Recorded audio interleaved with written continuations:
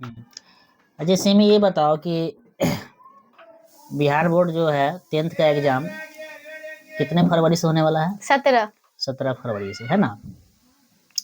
तो पहला दिन कौन सा सब्जेक्ट है? हिंदी। हिंदी है ना? तो हम लोग थोड़ा हिंदी पे बात कर लेते हैं ना, क्या उसका सिलेबस है ना?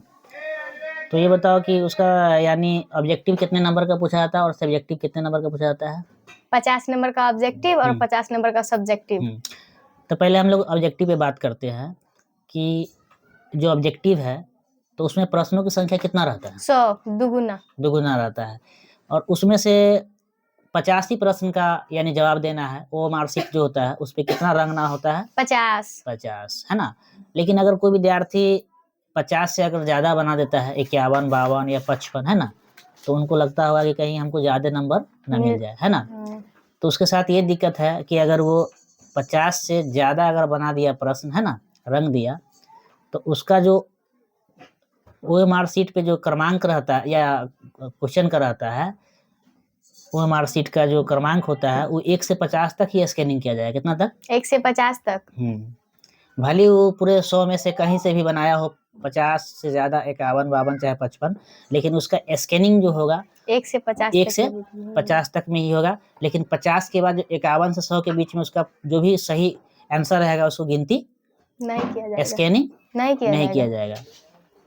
तो जो भी परीक्षार्थी 2026 में मैट्रिक एग्जाम देने वाले हैं 17 फरवरी से, तो क्या उनको ऑब्जेक्टिव में 50 से अधिक प्रश्न रंगना चाहिए क्या? नहीं, है ना?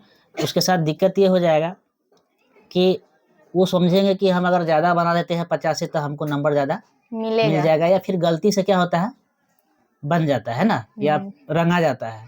तो उसके साथ ये दिक्कत होता है कि जहाँ अगर 50 में 40-45 आने वाला रहता है तो वहाँ पे समझिए उसका 50% ही क्योंकि 1 से 50 तक ही उसका स्कैनिंग होगा, है ना?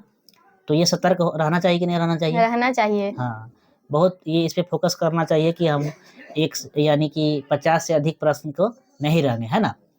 अच्छा, फिर हम सब्जेक्टिव का बात कर लेते हैं। तो सब्जेक्टिव का क्या है सिलेबस बताओ? सब्जेक्टिव का 20 नंबर का अपठित गद्यांश होता है, यानी 2 गद्यांश रहता है ना? हाँ। एक गद्यांश 10 नंबर का, फिर दूसरा भी 10 नंबर का रहता है ना? तो अपठित गद्यांश कितना नंबर का पूछता है? 20 नंबर का। एक गद्यांश में प्रश्नों कितना पूछा जाता है? प्रश्नों की संख्या 5 करके, है ना? 5 और इसमें से भी 5, है ना? दोनों में से 5 पूछा जाता है। तो 50 सब्जेक्टिव में तो 20 नंबर का क्या हो गया? अपठित गद्यांश। क्या हो गया जी? अपठित गद्यांश। अपठित गद्यांश हो गया। इधर बच गया 30 नंबर। कितना? 30 नंबर। तो उसमें से 10 नंबर का क्या पूछता है? निबंध पूछता है। क्या पूछता है? निबंध। फिर उसके बाद 5 नंबर का पूछता है पत्र लेखन या संवाद।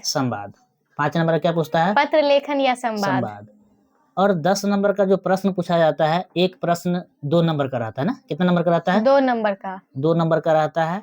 और कितने क्वेश्चन पूछा जाता है? कितने का जवाब देना है? 5 का ना? 5 का, यानी प्रश्नों की संख्या तो इसमें भी दुगुना रहेगा ना, सब्जेक्टिव में रहता है, दुगुना रहता है ना? यस। लेकिन 10 प्रश्न में से कितना का जवाब देना है? 5। एक प्रश्न कितने नंबर का रहता है?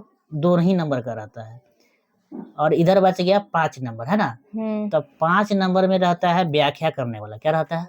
सप्रसंग व्याख्या करने वाला। हाँ, तो सप्रसंग व्याख्या जो करते हैं, या तो गद्य खंड से पूछा जाएगा या तो पद खंड से पूछा जाएगा, है ना? तो समझ में आ गया ना सिलेबस क्या है? हाँ, कोई दिक्कत नहीं है। तो जो भी 2026 में परीक्षार्थी मतलब एग्जाम देने वाले हैं मैट्रिक का, है ना, तो उसको इस बात से एकदम सतर्क रहना है कि ऑब्जेक्टिव में 50 से हमको ज़्यादा नहीं बनाना है ना?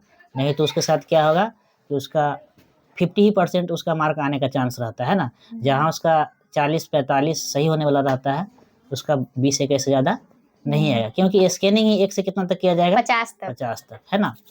तो मैं यही कहना चाहता हूँ, जो भी परीक्षार्थी मैट्रिक एग्जाम 17 फरवरी से देने वाले हैं, है ना, पहला दिन हिंदी का है ना, तो ऑब्जेक्टिव में ये गलती नहीं करे। वो प्रश्न संख्या 1 से 100 के बीच में जो क्रमांक होता है उसमें से 50 ही बनाना है, 50 से अधिक नहीं बनाना है। ठीक है, धन्यवाद।